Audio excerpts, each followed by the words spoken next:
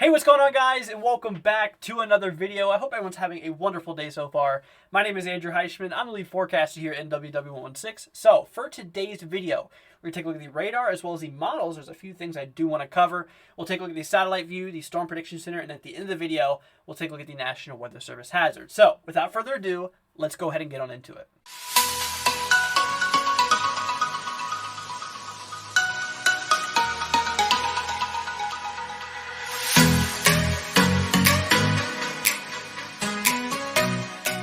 Alright guys, so for today's question of the day, I am wondering, what is the most spectacular thing that you've ever seen in your life? What is the most beautiful thing that you've ever seen? Leave it down in the comments below and I just might heart your comment. But anyways guys, we are setting a new goal to reach 100 subscribers. So if you guys are not, make sure you hit that subscribe button. We greatly appreciate it. You guys are amazing and I really appreciate all y'all support. But if you guys could, make sure you hit that subscribe button as well as leave a like on the video. But anyways guys, without further ado, let's go ahead and get on into it. Alright guys, so we're taking a look here at the radar view across the nation. We do have some rain showers across bits of the upper northwest. We've been dealing with a lot of rain across those regions. We do have some flooding that's currently ongoing, which we'll take a look at more when we look at the National Weather Service hazard. So, across bits of the eastern parts of North Dakota, we actually do have some snow that's ongoing. A little bit of rain showers across bits of central and northern parts of South Dakota, as well as central and southern parts of North Dakota. Now, we do have some rain going across bits of the southeast. This does include bits of Florida, Georgia, as well as bits of southern South Carolina.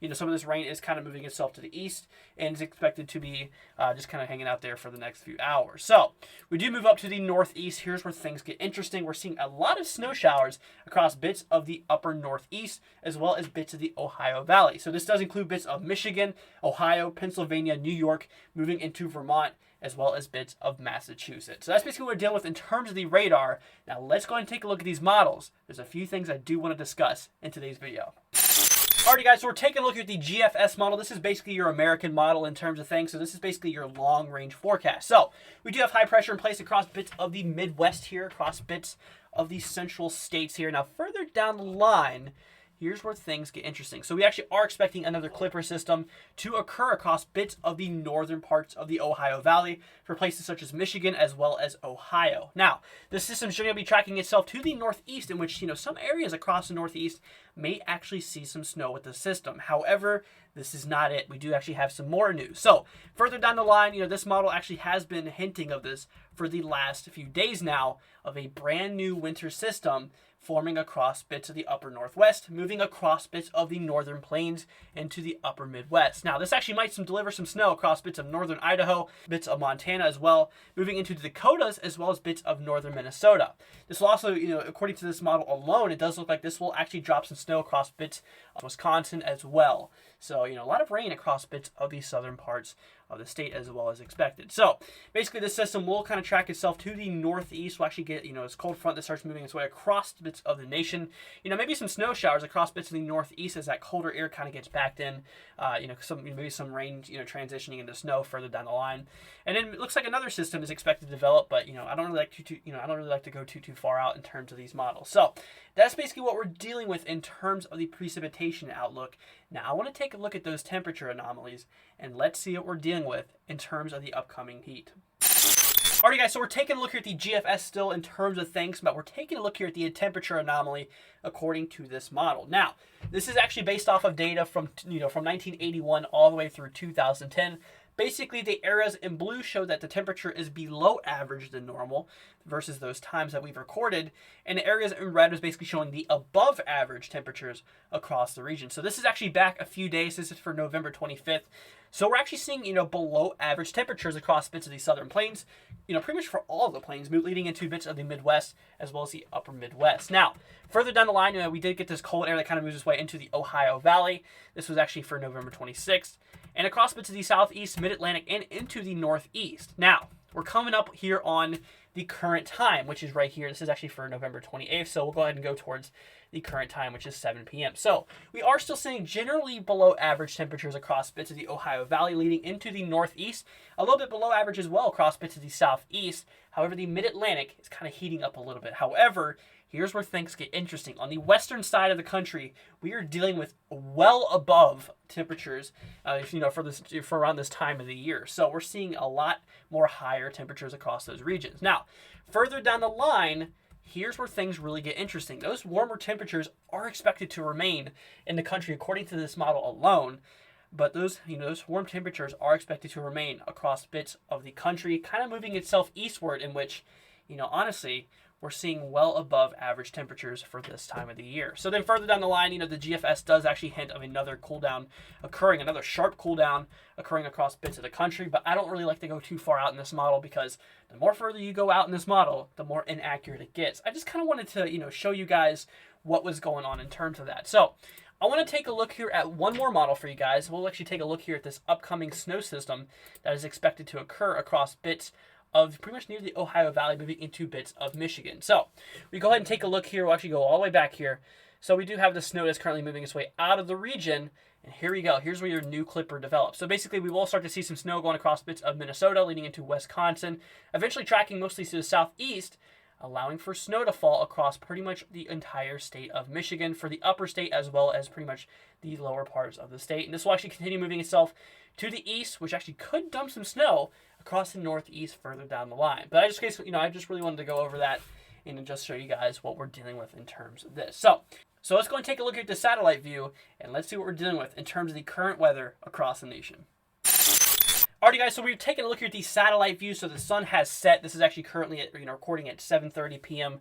Eastern time. We do have some cloud cover across bits of the northern parts of the country, building into the central plains as well as bits of the Midwest. However, mostly clear for the southwest, leading into the southern plains. We do pick back up more up on clouds across bits of the southeast, moving into the mid-Atlantic and into the northeast, where we do see some more cloud cover. So let's go and take a look at the Storm Prediction Center, and let's see what we're dealing with in terms of the thunderstorm forecast across the nation.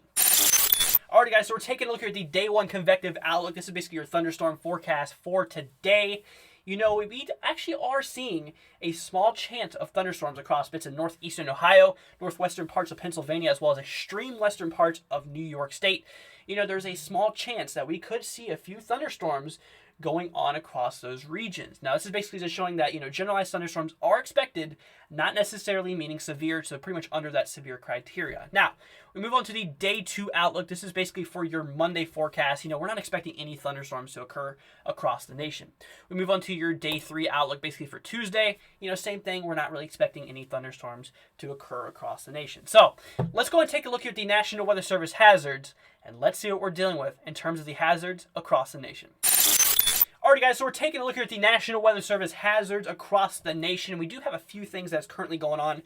We still have a lot of high wind warnings across bits of central and northern parts of Montana, as well as southeastern parts of Wyoming, just showing that heavy winds are expected to occur, and they are currently ongoing. Like I said before, I would recommend bringing anything that's loose inside, because you don't want things going airborne. You don't want to lose your property, which actually can be a hazard in itself, because you don't want people standing outside and next thing you know, they're getting hit by your lawn furniture. That really wouldn't be too nice. So that's basically what we're dealing with there. So I would recommend bringing anything that's loose inside just until these warnings have been lifted. Now, following that, we do have a wind advisory across bits of southern Montana, showing that gusty winds are expected to occur.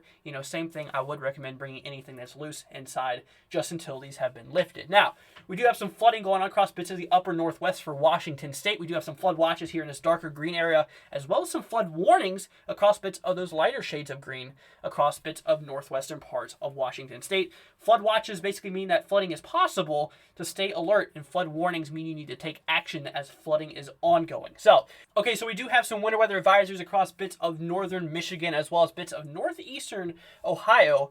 We do have a bit more for basically northwestern parts of Pennsylvania, as well as extreme western parts of New York. Basically just showing that winter weather is expected, and there might be some impacts in terms of the weather. So, basically just take a look at it locally, as locally it'll definitely vary. So, alrighty guys, so we would have usually ended the video with the current hazards across the nation. So, guys, I actually do have a surprise for you for today's video. So, every single day, we're going to basically be doing a new segment towards the end of the video. And for today's segment, for today's topic of interest, we're actually taking a look here at a potential comet that's going to be passing by Earth around bits of December. So, you guys are definitely want to stay tuned for this. So, basically, there's this comet.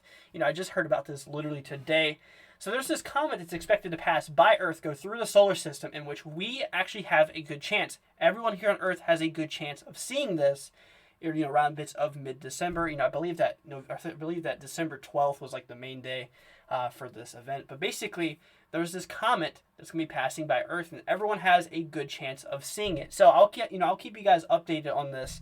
But this will be a one-time chance, because what's going to happen is that this comet is going to be passing by the solar system. It's going to be getting a gravitational assist off of Venus, and it's going to be shooting out into interstellar space, in which it will no longer be in the solar system. So this is a once-in-a-lifetime chance, for this comet anyways. I mean, of course, we do have Halley's Comet, but for this comet, you have one shot. So I'll keep you guys updated on this. Let me know what you guys think about this down in the comments below. But anyways, guys, let's wrap it up for today's video. If you guys did enjoy it, make sure you leave a thumbs up and don't forget to subscribe. You guys are honestly amazing, and I appreciate all y'all's support. But yeah, guys, we are setting a new goal of 100 subscribers by the end of this year. If you guys are not already, make sure you hit that subscribe button as well as leave a like. It'll be greatly appreciated. You guys are honestly amazing. But anyways, guys, I will catch you guys in the next video.